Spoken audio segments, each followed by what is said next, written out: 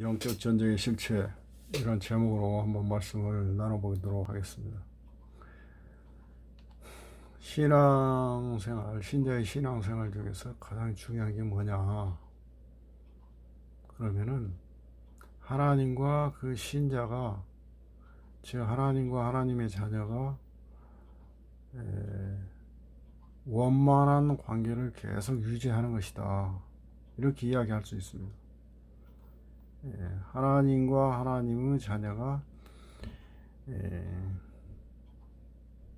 막힘없이 잘 소통되고, 하나님의 말씀이 그 신자에게 잘 전해지고, 그 신자는 자신의 삶을 통해서, 그리고 기도를 통해서 하나님과 막힘없는 그러한 삶을 살아가는 것, 이것이 신앙생활에서 가장 중요하다고 할 수 있습니다. 신자들은 세상에서 예수 그리스도의 적, 즉 사단과 끈질기 영적 싸움을 하는 전사들이다. 신앙인들은 하나님으로부터 힘과 능력을 공급받고 사단과 싸워야 이길 수 있다. 그러니까 이 하나님과 영적인 관계를 잘 맺어야 사단과 싸워서 이길 수 있다, 이 말이죠. 그런데 만일 이 신앙인들이 하나님으로부터 오는 이 능력을 입지 못하면 영적 싸움에서 패할 수밖에 없습니다. 왜냐하면 신자는 하나님하고 하나가 될 때 강하지, 하나님과 관계가 틀어지면 사단과의 영적 싸움에서 100% 패할 수밖에 없습니다. 100%. 이 능력을 힘입지 못하면, 하나님으로부터 오는 이 능력 힘입지 못하면 영적 싸움에서 패할 수밖에 없습니다. 그러니까 이 하나님과 하나님의 자녀가 영적으로 공고한 상태를 유지하는 것, 이게 중요한데, 이것을 방해하려고 사단이 끊임없이 공격을 하는 것이죠. 이게 바로 영적 전쟁의 실체라는 것입니다. 이게 영적 전쟁이 뭐냐?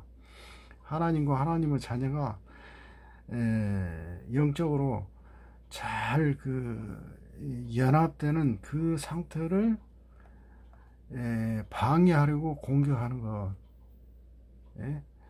사단이 공격하는 것, 그리고 이 공격에 맞서서 싸우는 것, 신자가, 이것이 바로 영적 전쟁의 실체다, 이 말입니다. 영적 전쟁의 실체. 근데 이 하나님과 하나님의 자녀가 영적으로 잘 연합되는 그 상태를 유지하기 위해서 꼭 필요한 게 뭐냐? 말씀과 기도입니다. 하나님은 우리에게 말씀으로 힘을 주시고 능력을 주시고 사단과 싸워서 이기도록 하십니다. 그러므로 말씀과 기도는 그런데 이 말씀과 기도는 결국 그리스도의 십자가로 이루어진 것입니다. 이게 무슨 말인가 하면, 예수 그리스도가 십자가에 죽으심으로 말미암아 죄인이 의롭게 되죠. 죄인이 의롭게 되므로 이 하나님의 영이 그 죄인의 속으로 들어오셔서 거하시게 되는 겁니다. 그런데 하나님은 영이시고 인간은 아직도 영적인 존재지만 육의 몸을 입고 있죠. 그러니까 육신적인 몸을 입고 있는 인간과 하나님의 영이 하나로 연합하기 위해서 어떻게 하느냐? 그 채널을 공고히 해야 하는데, 그 채널이 바로 말씀과 기도라는 것이죠. 말씀과 기도. 이 말씀과 기도를 등한시하고서 신앙생활을 온전히 할 수는 없는 겁니다. 그러니까 신자가 죄악에 빠지는 것, 그리고 또 이단에 빠지는 것은 이 말씀과 기도에 문제가 있기 때문입니다. 말씀과 기도에. 신자는 하나님께 말씀에 근거해서 기도하고, 하나님은 신자에게 말씀을 통해서 말씀하시고, 즉 성경 말씀을 통해서 우리에게 말씀하신다는 겁니다. 성경 말씀을 통해서 우리에게 말씀하시지만, 오직 신자는 하나님의 영이 그 속에 계심으로써 그 말씀을 깨달을 수 있도록 해야지. 그 말씀을 깨닫고, 이것이 나에게 하시는 말씀이다 하는 것을 알 수 있도록 성령님이 우리 속에서 역사하시는 것이죠.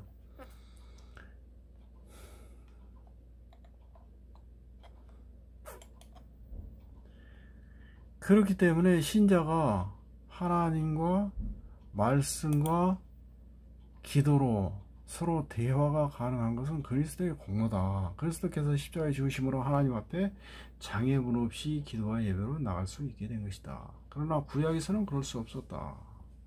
구약에서는 그럴 수 없었죠. 구약에서는 아직 왜 그럴 수 없었느냐? 예수 그리스도가 우리에게 오시지 않았죠. 예수 그리스도. 예수 그리스도가 우리에게 오시지 않았기 때문에 하나님의 영이 그 사람 속에 들어오실 수 없는 겁니다. 그리고 아직 하나님의 말씀이 완성이 안 됐어요. 하나님의 말씀이. 그러니까 구약 시대에는 여전히 아직 완성이 되지 않아 하나님의 말씀으로 인해서 선지자들, 즉 하나님이 그 백성 가운데 선지자 세우신 그 선지자를 통해서 말씀을 전해 주셔요. 말씀을.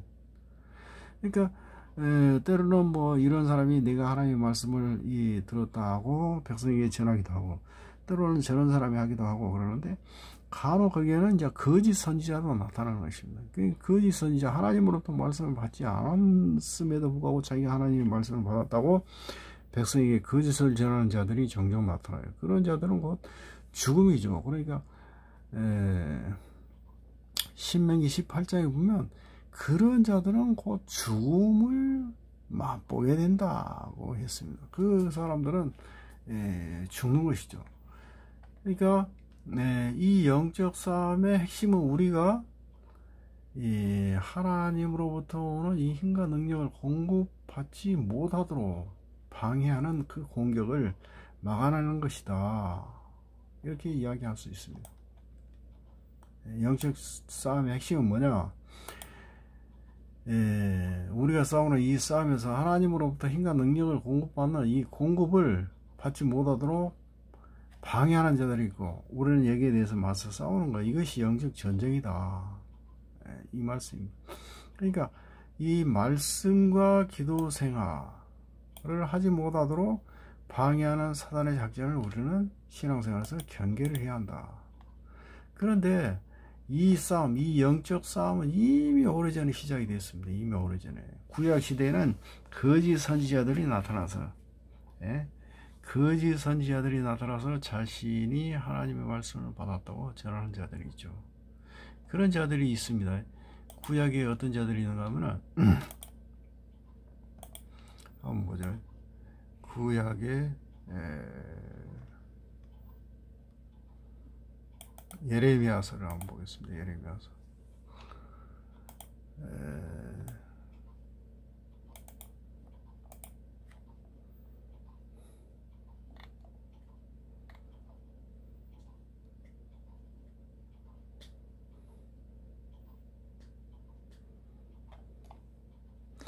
거짓을 지금 예레미야 23장에 보면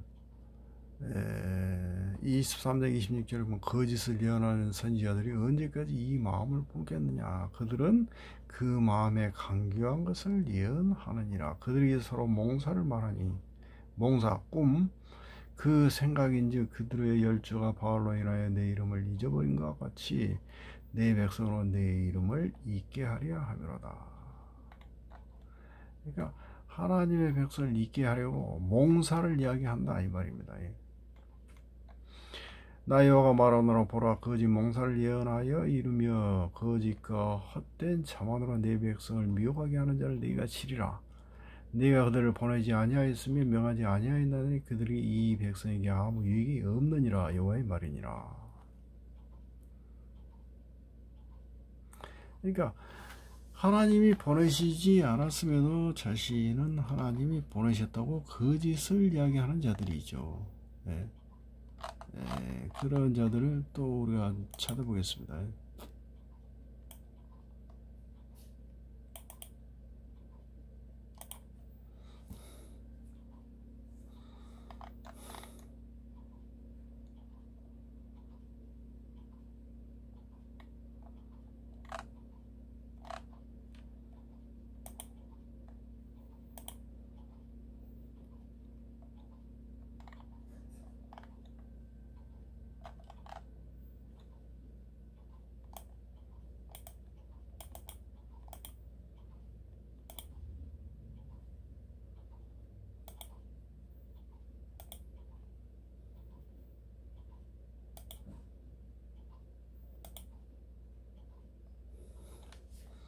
여기 나오죠.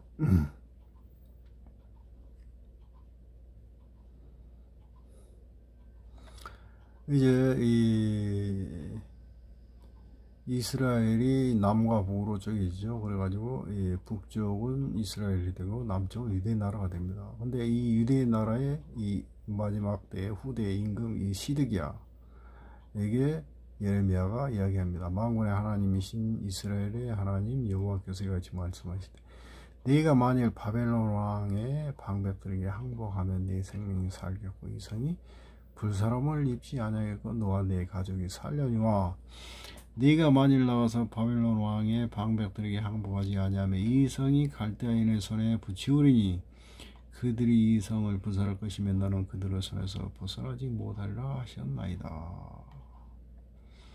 그러니까 시드기야 왕이 이제 예레미야에게 말하기를, 나는 갈대아인에게 항복한 유다인을 두려워하노라. 염려컨대 갈대아인이 나를 그들의 손에 붙이면 그들이 나를 조롱할까 하노라. 그러니까 이 시드기야 왕은 그 하나님의 말씀을 실상은 따르고 싶은 마음도 없어요. 예, 따르고 싶으면, 왜냐하면 자기가 이제 항복하면 산다 이거죠. 항복하면 사는데 그렇게 이야기를 하니까 그거는 좋은데, 예, 이미 이 바벨론 왕에게 항복한 이 유대인들, 자기 백성들, 그 사람들이 이제 왕인 나를 이제 조롱할 것이다, 그것이 두렵다, 이렇게 이야기를 합니다. 그러니까 예레미야가 그러되 그 무리가 왕을 그들에게 붙이지 아니하리이다. 원하옵나니 내가 왕에게 구한 여호와의 목소리를 청종하소서. 그리하면 왕이 복을 받아 생명을 보장하시리이다. 만일 항복하기를 거절하시면 여호와께서 내게 보이신 말씀대로 되리이다. 그러니까 이렇게 이야기를 하죠. 그러니까 예레미야가 하는 말은 시드기야 왕이 항복해라, 이스라엘 그 바벨론 왕에게. 그러면 너는 산다, 그런 이야기를 하는 거죠. 근데 이 바벨론 왕에게 항복하기를 싫어하는 시드기야 왕은 여러 가지 핑계를 대는 것입니다. 핑계를 대. 그런데 이때 거짓 선지자가 나타나요. 거짓 선지자. 예? 거짓 선지자가 나타나가지고 항복하지 않고 시드기야 왕 당신이 오히려 바벨론 군대를 무찔 것입니다, 이렇게 이야기를 하는 그러한 거짓 선지자가 나타난다는 것이죠. 예.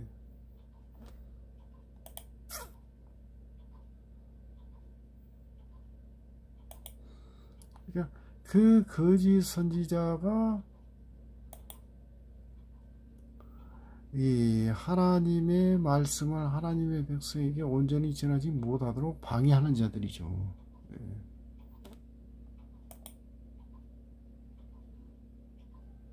방해하는 자들이죠.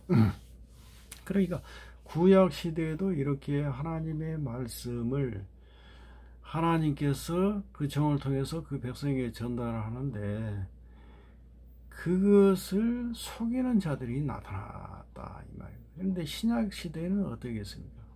신약 시대에는 이제 더하죠. 왜냐하면 이제 하나님의 직접적인 역사, 가 이제 덜하고, 왜냐하면 신약 시대에는 이제 하나님이 구약 시대처럼 기적이나 이사 그리고 놀라운 현상들을 통해서 하나님이 백성들이 직접적으로 막 나타나서 역사하시는 일들이 훨씬 덜해집니다. 왜냐하면 그것은 이제 성경이 거의 완성이 됐기 때문이죠. 성경이 완성이 됐다는 것은 하나님은 이제 성경을 통해서 막 이스라엘 백성에게 말씀하는 거예요. 즉 이스라엘 백성, 즉 구원받은 자에게.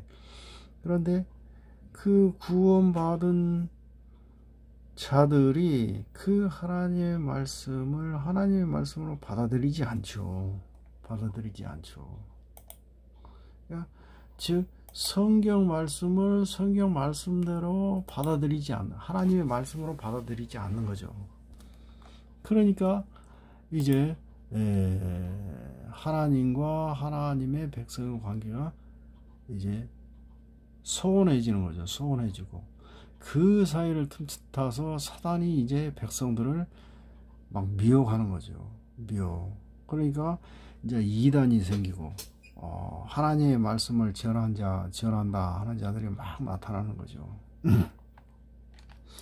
그러니까 이 구약 시대에도 그렇지만 신약 시대 이 말세에는 그러한 일들이 이제 무엇을 통해서 나타나냐? 성경을 통해서 나타나요. 성경. 그러니까 아예 성경을 하나님의 말씀임에도 불구하고 백성들이 보지 못하도록 하는 그러한 악한 일들을 행합니다. 그러한 일들을 행한 게 누구냐면 이 노마 카톨릭이요. 카톨릭 그 사제들이죠. 노마 카톨릭.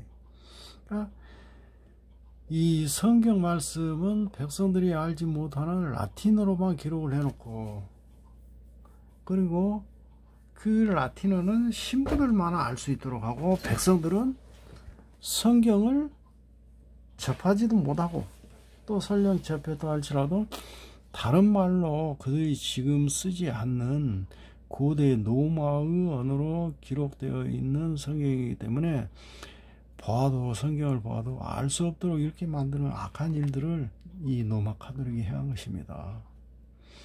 그런데 이 일들이 이제 종교개혁을 통해서 이제 허물어지죠.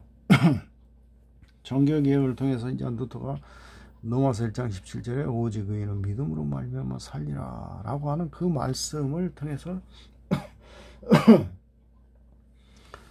이제 가톨릭의 가르침, 즉 선행을 통한 교회 안에서의 신앙생활로 구원을 받는다고 하는 가톨릭의 가르침에 이제 거짓이 있다는 것을 발견하게 되는 거죠.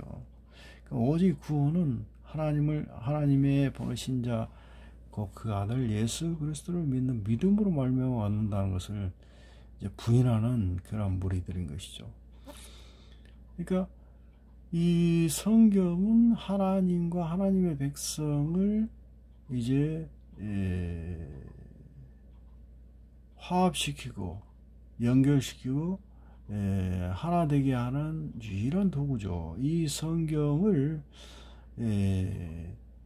이제 하나님의 백성에게 전하고 그 성경 말씀을 깨달아 알 수 있도록 성령을 보내주심으로 성령께서 그 말씀을 깨달을 수 있는 지혜를 주시죠. 그러니까 이 성경과 성령 하나님의 역사를 통해서 죄인은 구원을 받고 구원받은 이후에 성화된 삶을 시작하는 것입니다. 그러니까 성경은 완전하고 무한 하나님의 말씀이라는 것을 부인하려는 자들이 많이 나타납니다. 그러니까 이러한 사람들은 결국은 성경 말씀의 권위를 낮추는 일들을 하는데 그것을 해석을 통해서 한다. 해석. 그러니까 이 해석을 통해서 하기 전에는 성경 말씀을 아예 보지 못하게 하고, 로마 카톨릭처럼 종교개혁을 통해서 이제 성경을 구텐베르크가 이제 성경을 막 이제 금속알자로 프린트해 가지고 사람들에게 막 전해주니까 이 사람들이 이제 성경을 접하게 되는 거죠. 그러니까 이제는 로마 카톨릭이 또 무슨 악한 일을 하느냐? 성경을 너희들이 보지만 그 말씀을 해석할 수 있는 권한은 너희들에게 오고 카톨릭 교회에 있다. 그러니까 카톨릭 교회가 해석하는 것만이 진짜고 너희들이 해석하는 것은 거짓이다. 이렇게 또 속임수를 쓰는 거죠. 그러니까 이러한 속임수를 쓴과 동시에 거기에 부하내동하는 자들이 생기는데 그런 자들이 누구냐? 자유주의 교단, 알미니안 교단 이런 자들이죠. 그러니까 이런 자들이 성경 해석을 막 자기들 임의대로 막 해석을 하는 것입니다. 그래가지고 그것이 하나님의 뜻이다. 뭐 이런 거짓을 전하는 것이죠. 그러니까 이들은 결국은 사람들로 하여금 예수 그리스도의 은혜로부터 멀어지게 하는 일을 합니다. 예수 그리스도의 십자가의 공로를 허물고 하나님의 자녀를 다시 죄의 종으로 전락시키고 하나님과 하나님의 자녀의 관계를 다시 막히게 하고 소원하게 하는 그러한 일들을 행하는 것입니다. 이게 악한 일이죠. 하나님과 그 자녀를 더욱더 친밀한 관계로 만들어주는 역할을 하는 분이 성령님이시다. 성령께서는 하나님의 영이시면서 아들의 영이시기도 하시다. 그러니까 제가 아까 말씀드린 대로 이 하나님의 백성이 하나님의 성경 말씀을 받으면 그 말씀을 해석하는 능력, 지혜를 성령님이 주시는데, 이 성령님은 성경을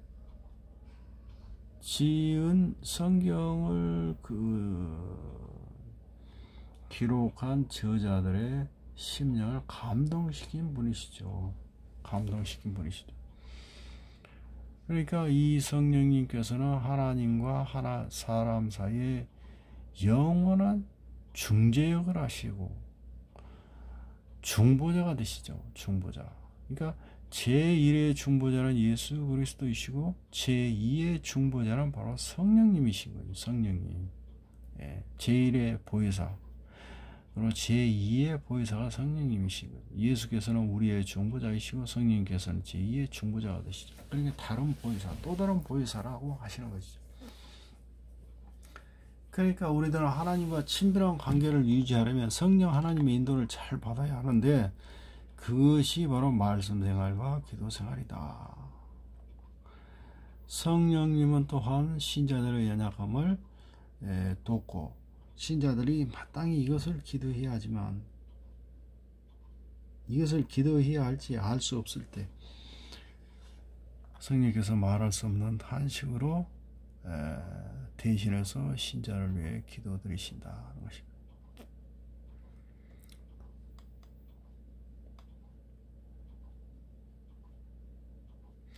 그러니까 현실의 신앙생활에서 사단의 공격을 받는 말씀생활, 기도생활 중 중보자의 사역을 빙자한 사단의 공격은 우리를 그리스도의 제자로 살아가기 힘들게 하는데, 그것이 위에 언급한 자유주의 성경 해석을 하는 이들과 각종 이단들과 중보자 역을 자처하는 이들의 출현이다.